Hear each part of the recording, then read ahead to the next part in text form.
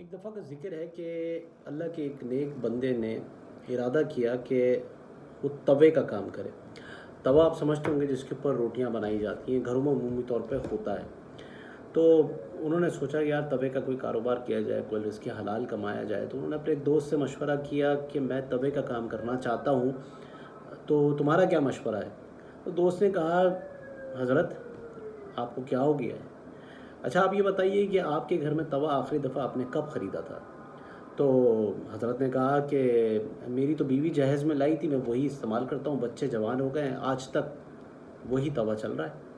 تو کہا حضور میری بیوی جو توا لے کر آئی تھی، میری بہو بھی گھر میں وہی استعمال کرتی ہے، تو توا خریدتا کون ہے، کتنا خریدتا ہے اور کتنا بکتا ہے؟ اس کا کاروبار نفع کا کاروبار نہیں ہے۔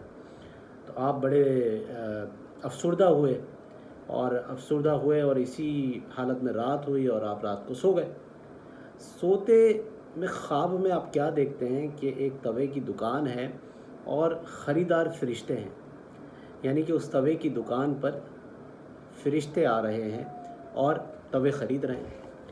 آپ جب صبح اٹھے تو آپ کا ایمان تازہ ہو گیا اور آپ کا یقین پختہ تھا ہی مزید پختہ ہو گیا کہ رزق دینے والی ذات تو اللہ کی ہے، رزق کا ذمہ میرے رب نے اپنے ذمے لیا ہے، تو میں کون ہوتا ہوں اس چیز کو ڈیسائیڈ کرنے والا کہ میں توے کا کام کروں یا نہ کروں؟ تو آپ نے وہ کام شروع کر دیا۔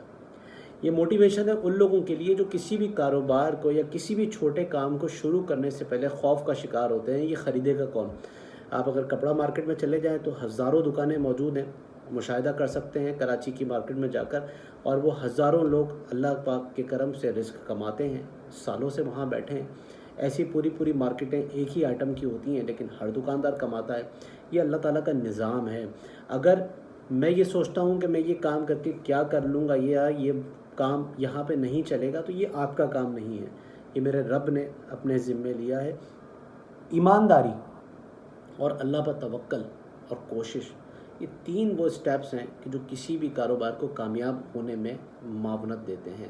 آپ کا کام ہے محنت کرنا، کوشش کرنا، اپنے رب پہ توکل کرنا اور ایمانداری کے ساتھ اس کام کو شروع کرنا۔ اس کام کو آگے کیسے لے کے جانا ہے، اس میں ترقی کیسے ہونی ہے، یہ آپ کا کام نہیں ہے۔